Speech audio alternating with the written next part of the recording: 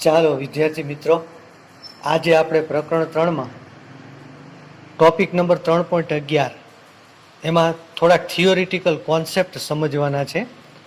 પહેલું છે વિદ્યુત કોષ એટલે શું, ઈએમએફ એટલે શું, ઇલેક્ટ્રોમોટિવ ફોર્સ એનો સંકેત ઈ ગુજરાતીના દ જેવો, અને આંતરિક અવરોધ ઇન્ટરનલ રેઝિસ્ટન્સ એ વિદ્યુત કોષનો જેનો સંકેત સ્મોલ આર છે. એટલે આપણે આ ટોપિક છે એનો પ્રશ્ન આપણે બનાવીએ કે નીચેના પદો સમજાવો. વિદ્યુત કોષ અથવા વિદ્યુત દ્રાવણ કોષ, કોષનું વિદ્યુત ચાલક બળ અથવા ઇલેક્ટ્રોમોટિવ ફોર્સ ઈ, વિદ્યુત કોષ ત્રીજું આંતરિક અવરોધ આર. આમ આ કોન્સેપ્ટ થિયોરિટિકલ સમજવા માટે આપણે જે વૈજ્ઞાનિકોએ વિદ્યુત કોષની રચના બનાવેલી છે એ રચનાનો અહીંયા અભ્યાસ કરી અને આ વ્યાખ્યાઓ આપી શકાય છે. તો ખાસ કરીને આમ તો તમે આવા વિદ્યુત દ્રાવણ કોષ છે ને એ રસાયણશાસ્ત્રમાં બનાવી શકો છો. આપણે મેજોરિટી ભૌતિક પ્રયોગશાળામાં વિદ્યુત કોષ એટલે કે બેટરીનો ઉપયોગ કરીએ છીએ, અને એ ઇલેક્ટ્રિક બેટરી હોય છે, અને આપણે વિદ્યુત પ્રવાહ અને પાવર માટે એનો સર્કિટ ડાયાગ્રામમાં પ્રેક્ટિકલમાં સર્કિટવાળા પ્રયોગમાં ઉપયોગ કરીએ છીએ મિત્રો, જ્યાં જરૂર પડશે. વિદ્યુત દ્રાવણ કોષોની ખાસ કિસ્સામાં જ ઉપયોગ થાય છે, જે પોટેન્શિયોમીટર જેવા પ્રયોગોમાં ઈએમએફ શોધવાનું હોય ત્યારે કેમિકલમાંથી બનાવેલા ડેનિયલ ને લેક્લાસે સેલ આપણે વાપરીએ છીએ, જે તૈયાર આવે છે. તો આપણે આમ હવે પહેલું પદ સમજીએ, વિદ્યુત કોષ અથવા તો વિદ્યુત દ્રાવણ કોષ. આપણે જાણીએ છીએ કે વિદ્યુત પરિપથમાં સ્થાયી વિદ્યુત પ્રવાહ મેળવવા માટે વિદ્યુત દ્રાવણ કોષ વપરાય છે, જેની રચના નીચે પ્રમાણે છે. તો આ એક કાચનું પાત્ર છે, એ પાત્રની અંદર વિદ્યુત દ્રાવણ ભરેલું છે. એ વિદ્યુત દ્રાવણમાં અંશત બે ઇલેક્ટ્રોડ ડૂબાડેલા છે, એકને પી અને બીજાને એન. પી એટલે પોઝિટિવ થાય, એન એટલે નેગેટિવ થાય.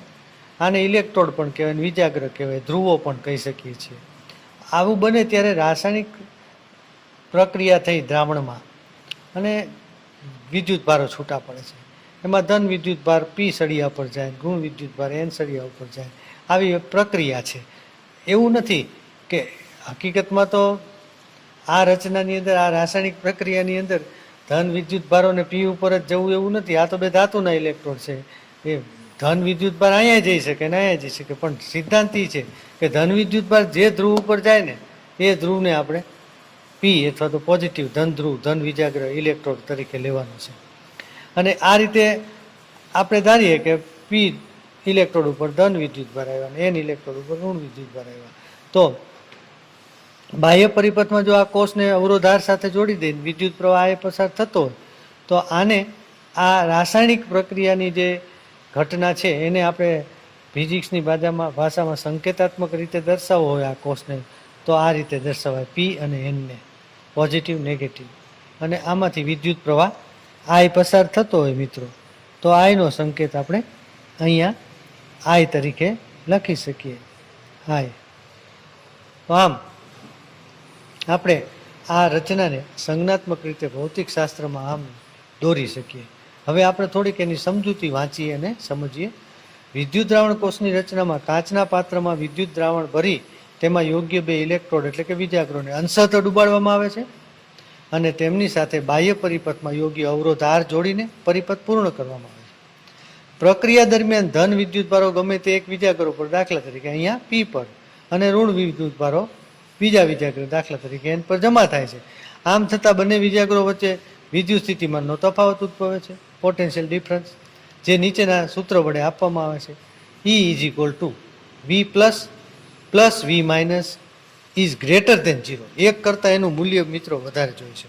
હવે જો સમીકરણ 1 દ્વારા મળતા વિદ્યુત સ્થિતિમાનના તફાવત એટલે કે પીડીને દરમિયાન જો બાહ્ય પરિપથમાં વિદ્યુત પ્રવાહનું મૂલ્ય શૂન્ય હોય, એટલે કે બાહ્ય પરિપથમાં વિદ્યુત પ્રવાહ વહેતો ન હોય, I બરાબર 0 હોય, તો આ પીડી જે ઉત્પન્ન થયો કોષમાં બે ધ્રુવો વચ્ચે રાસાયણિક પ્રક્રિયાને લીધે, એને વિદ્યુત કોષનું વિદ્યુત ચાલક બળ કહે છે મિત્રો.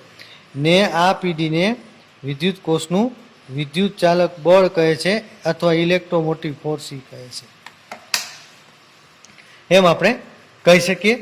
અને પછી હવે આપણે આગળ વધી અને બીજી વ્યાખ્યા તરફ જઈએ કે જે વિદ્યુત કોષના આંતરિક અવરોધ તરીકે આપણે સમજવાની છે.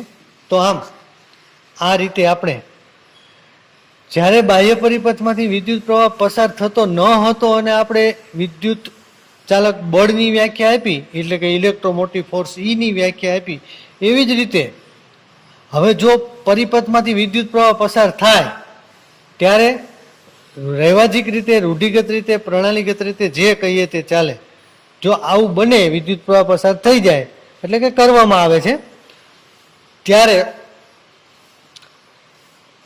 વિદ્યુત પ્રવાહ આકૃતિમાં દર્શાવ્યા મુજબ સી બિંદુથી ડી બિંદુ તરફ વહે છે, જે રૂઢિગત વિદ્યુત પ્રવાહ છે. આપણે રસાયણશાસ્ત્રમાં જાણીએ છીએ, હકીકતમાં વિદ્યુત પ્રવાહ ઇલેક્ટ્રોનની ગતિને કારણે થાય. ઇલેક્ટ્રોન આપણા ફિઝિક્સના રૂઢિગત વિદ્યુત પ્રવાહની વિરુદ્ધ દિશામાં પસાર થાય મિત્રો. એટલે કેમેસ્ટ્રીમાં, રસાયણશાસ્ત્રમાં તમે ઇલેક્ટ્રોનની ગતિની દિશાને વિદ્યુત પ્રવાહ કહો છો. અહીંયા ફિઝિક્સમાં ધન વિદ્યુતભારની ગતિને રૂઢિગત રીતે વિદ્યુત પ્રવાહ તરીકે લઈએ કે આટલો ડિફરન્સ છે કાયમ. એટલે એ આપની જાણ ખાતર. તો આમ દ્રાવણમાં એન થી પી તરફ, દ્રાવણની અંદર પાછો વિદ્યુત પ્રવાહ રૂઢિગત છે, એન થી પી તરફ રહે છે. આ સ્થિતિમાં વિદ્યુત પ્રવાહ રચાતા વિદ્યુત ભારો જ્યારે વિદ્યુત દ્રાવણમાંથી ગતિ કરે, ઇલેક્ટ્રોલાઇટ્સ વિદ્યુત દ્રાવણમાંથી પસાર થાય ત્યારે આ દ્રાવણમાં ભરેલા રાસાયણોને કારણે તેમની ગતિને એક પ્રકારનો અવરોધ લાગે છે, જેને વિદ્યુત કોષનો અથવા તો વિદ્યુત રાસાયણિક કોષનો આંતરિક અવરોધ આર કહે છે. એનો સંકેત સ્મોલ આર છે મિત્રો.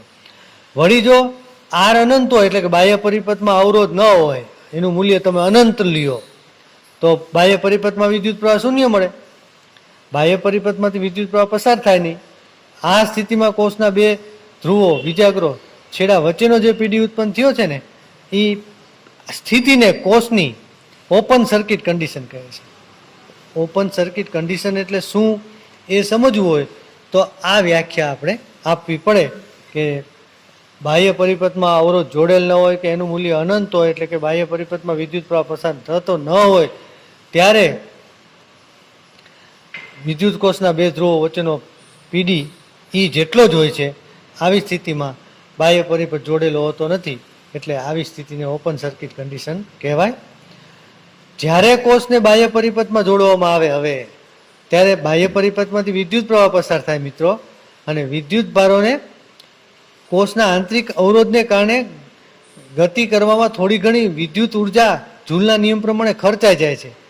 કોષનો આંતરિક અવરોધ આર છે, પ્રવાહ પસાર થતો વિદ્યુત પ્રવાહ આય છે, તો આઈઆર જેટલી ઉર્જા આ અવરોધ વિરુદ્ધ વિદ્યુત ભારને ગતિ કરવા માટે વિદ્યુત ઉર્જાનું ઉષ્મા ઉર્જામાં રૂપાંતર થઈ જાય છે. આવું જૂલ નામના વૈજ્ઞાનિકે સાબિત કર્યું હતું મિત્રો. એનો સૈદ્ધાંતિક થિયરી આપણે ભણવામાં પણ આવે છે.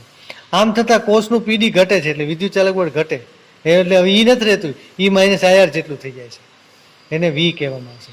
એટલે કે આ પીડીને વિદ્યુત કોષના ટર્મિનલ વોલ્ટેજ અથવા તો કોષના બે છેડા વચ્ચેનો વિદ્યુત સ્થિતિમાનનો તફાવત કહે છે. વિદ્યુત સ્થિતિમાનના તફાવતને વ્યાખ્યાયિત કરવાનું પૂછે તો આપણે ખબર હોવી જોઈએ કે વિદ્યુત સ્થિતિમાનનો તફાવત ક્યારે મળે. કોષમાંથી પ્રવાહ પસાર થતો હોય, બાહ્ય પરિપથમાં એને જોડેલો હોય કોષને, અને ત્યારે આ આંતરિક અવરોધ વિરુદ્ધ એકમ ધન વિદ્યુત ભારને જે ઉર્જા ખર્ચવી પડે, એ ખર્ચેલી ઉર્જા છે ને એના ઇલેક્ટ્રોમોટિવ ફોર્સમાં, એટલે કુલ ઉર્જામાંથી બાદ થઈ જાય. એટલે આટલું પીડી વધે. એ પીડીને કોષનો ટર્મિનલ વોલ્ટેજ અથવા બે ધ્રુવો વચ્ચેનો વિદ્યુત સ્થિતિમાનનો તફાવત કહે છે. એ આ સૂત્ર 2 પ્રમાણે આપણે લખી શકીએ. આને સૂત્ર 2 ને અથવામાં પણ આ રીતે લખી શકીએ, કારણ કે ઈ બરાબર વી પ્લસ પ્લસ વી માઇનસ છે. આ સમીકરણ 2 ડેશ, પણ વધારે પડતું ટર્મિનલ વોલ્ટેજનું સૂત્ર સમીકરણ 2 વપરાય છે. તો આમ જુદા જુદા સેલ હોય તો એવા જુદા જુદા સેલ માટે આપણે જાણીએ છીએ એમના આંતરિક અવરોધ પણ જુદા જુદા હોય, એટલે પીડી જુદા જુદા હોય. દાખલા તરીકે સૂકો કોષ હોય એટલે પાવર ડ્રાય સેલ જેને આપણે કહીએ છીએ, એનો આંતરિક અવરોધ આર ખૂબ જ વધારે છે, એટલે પીડી ઓછો મળે. તો હવે ઓમના નિયમ પ્રમાણે આપણે કોઈ પણ સેલ માટે એવું વિચારી શકીએ, વી બરાબર આઈઆર ઓમના નિયમ પરથી આપણે લખી શકીએ. તો વીનું મૂલ્ય આઈઆર છે, તો આ સમીકરણ 2માં મૂકી દઈએ, આઈઆર બરાબર ઈ માઇનસ આઈઆર કરીએ, અને આમાંથી આઈને સૂત્રનો કરતા બનાવીએ તો આપણને સમીકરણ મળે આઈ બરાબર ઈ પ્લસ ઈ છેદમાં આર પ્લસ આર. તો આ પરિપથમાંથી વહેતા વિદ્યુત પ્રવાહનું સૂત્ર મળે. અહીં વિદ્યુત ચાલક બળનું મૂલ્ય આઈઆર કરતાં તો ઘણું બધું મોટું હોય, જે ઉર્જા ખર્ચાતી હોય એના કરતાં. એટલે આંતરિક અવરોધ, આપણે કોષનો આંતરિક અવરોધ છે ને એ અવગણી શકીએ છીએ. આર બરાબર 0 હોય તો પસાર થતા વિદ્યુત પ્રવાહનું સૂત્ર સમીકરણ 6 એ આપણે આઈ બરાબર ઈના છેદમાં આર વડે મેળવી શકીએ. તો આ સામાન્ય વિદ્યુત પ્રવાહનું મૂલ્ય મેળવવા માટે કોષને નુકસાન ન થાય એટલા માટે આ પ્રવાહનું મૂલ્ય ખૂબ જ નાનું રાખવામાં આવે છે, જે હિતાવહ છે, નહીંતર કોષને નુકસાન થાય મિત્રો. તો આ થિયોરિટિકલ પ્રશ્નો, ઓબ્જેક્ટિવ ટાઈપના ક્વેશ્ચનો એ આપ ક્લાસ વર્કની નોટમાં ઉતારી આત્મસાત કરશો અને ઓકે લેશો મિત્રો. આ પછીના ક્લાસમાં મળીએ.